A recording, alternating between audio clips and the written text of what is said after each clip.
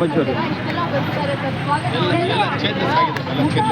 ಇಲ್ಲಿ ತಮಿಳುನಾಡಲ್ಲಿರೋದೆಲ್ಲ ಹಳೆ ಗೌರ್ಮೆಂಟ್ ಅಲ್ಲೇ ಮಕ್ಕಳನ್ನ ಏಮಾರಿಸಿ 5 ವರ್ಷ ಆಳಿದ್ದಾರೆ. ಇವಾಗ ಡ್ರಗ್ಸ್ ಓದೋದಕ್ಕೂ ಜಾಸ್ತಿ ಮಾರೋ ರಾಷ್ಟ್ರ ಯಾವುದಂದರೆ ತಮಿಳುನಾಡಾಗೋಯ್ತು. ಇಲ್ಲಿ ಅಧಿಕವಾದಂಥ ಕೊಲೆಗಳು 7,000 ಕೊಲೆಗಳು ತಮಿಳುನಾಡಲ್ಲಿ ಇದಾಗಿದೆ. ಅದೇ ಮಾತ್ರ ರೇಪ್ ಕೇಸಸ್ 1,000 ಆಗಿದೆ. 2 ವರ್ಷ ಚಿಕ್ಕ ಮಗುವಿನಿಂದ 20 ವರ್ಷ ಅಜ್ಜಿವರೆಗೆ ಇಲ್ಲಿ ಇದಾಗಿದೆ. ಅದಿಲ್ಲ ಅಂದರೆ ಇಂಡಿಯಾದಲ್ಲೇ ಅಧಿಕವಾಗಿ ಸಾಲ ಮಾಡಿರೋದು ರಾಷ್ಟ್ರ ಅಧಿಕವಾಗಿ ಲಂಚ ಮಾಡಿ ಕೂಡಲ್ ಸೇದ ಕರಪ್ಷನ್ ಮಾಡಿದ ರಾಷ್ಟ್ರ ಯಾವುದಂದರೆ ಈ ರಾಷ್ಟ್ರದಲ್ಲಿ ಈ ಫ್ಯಾಮಿಲಿ ಪಾಲಿಟಿಕ್ಸ್ ಇದೆಲ್ಲ ಕಾರಣ ಫ್ಯಾಮಿಲಿ ಪಾಲಿಟಿಕ್ಸ್.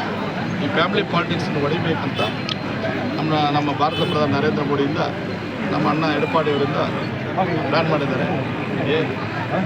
ಏರ್ಕನವೇ ಇವಾಗ ಇಂಡಿಯಾದಲ್ಲಿ 19 ರಾಷ್ಟ್ರದಲ್ಲಿ ಕ್ಲೋಸ್ ಮಾಡಿದ್ದಾರೆ.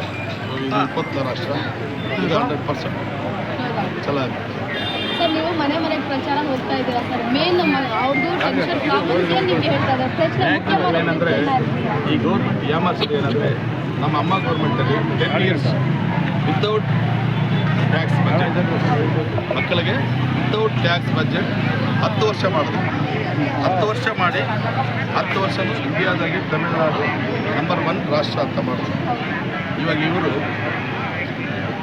ಗೌರ್ಮೆಂಟ್ ಬರೋಕ್ಕೆ ಮುಂಚೆ ಹೇಳಿದ್ದು ಇದೇ ಥರ ಎಲೆಕ್ಷನಲ್ಲಿ ಕರೆಂಟ್ ಬಿಲ್ 10,000 ನಿಮಗೆ ಮನೆ ಟ್ಯಾಕ್ಸು ಸೊತ್ತುವರಿ ಇದೆಲ್ಲ ಹಾಕಲ್ಲ ಅಂತ ಹೇಳಿದ್ರು.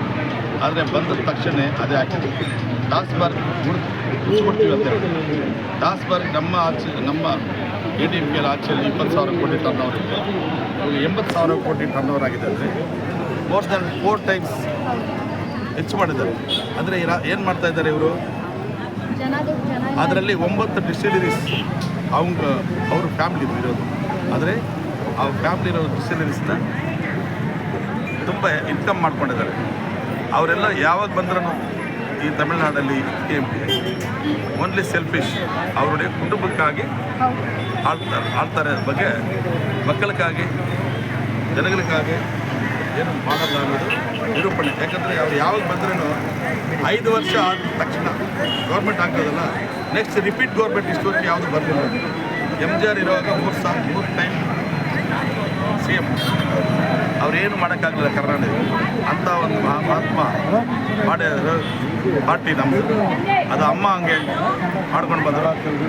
ಸೆಂಟ್ರಲ್ಲಿ ಒಂದು ಸುಳ್ಳು ವಾಗ್ದಾನ ಕೊಟ್ಟು 2006ರಲ್ಲಿ ಸುಳ್ಳು ವಾಗ್ದಾನ 2 ಎಕರೆ ಜಮೀನು ಕೊಡ್ತೀನಿ ಜಮೀನು ಇಲ್ದವ್ರಿಗಂದರೆ ಇಂಡಿಯಾದಲ್ಲಿ ಯಾರು ಓಟ್ ಹಾಕಲ್ಲ ಎಲ್ಲಿ ನೋಡಿ. ಹೌದಮ್ಮ, ಎಲ್ಲನೂ ಕಷ್ಟನೇ. ಈ ಗೌರ್ಮೆಂಟಲ್ಲಿ ಟೋಟಲ್ ತಮಿಳುನಾಡು ಫೈಲೂರು. ಇದು ಫೈಲೂರು ಗೌರ್ಮೆಂಟ್.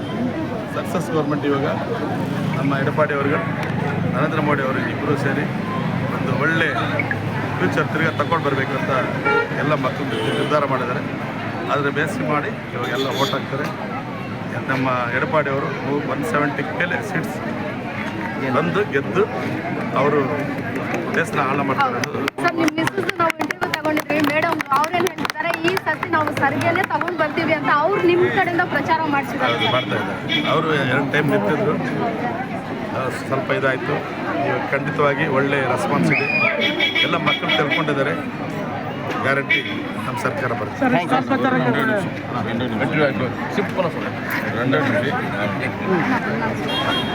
இன்னும் ஒரு வாரமே இருக்குது.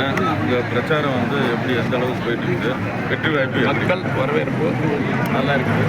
மக்கள் மனநிலை நல்லா இருக்குது. ஒன்றும் பிரச்சனை இப்போ எவ்வளோ வாக்கு வித்தியாசத்தில் அது எண்ணிக்கையில் ஒன்றும் பிரச்சனை. இப்போதைக்கு நாம் அதிகமான வாக்கு வித்தியாசத்தில் வெற்றி பெறுவது உறுதி.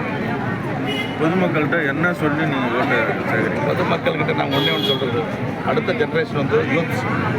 அந்த யூத்ஸோடைய ஃபியூச்சர் நாசனமாயிடுச்சு இந்த தமிழ்நாடு. அதில் டவுட்டே இல்லை. 5 லட்சம் இளைஞர்கள் வேலை வாய்ப்புகள்லாம் சொல்லிட்டு 2 லட்சம் கிலோ காஞ்சாவு ட்ரக்ஸு சேல்ஸாக இருக்குது. இந்த ஆட்சி என்ன தூங்குதா? இது இது மக்கள் ஆட்சியா இல்லைன்னா இது என்ன சர்வாதிகார ஆட்சியா இது சொல்லுங்க நீங்க. சரி, அவ்வளோதான்.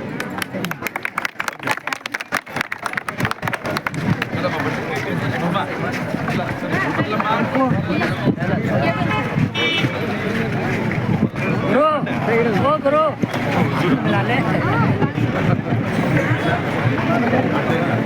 कुमार सर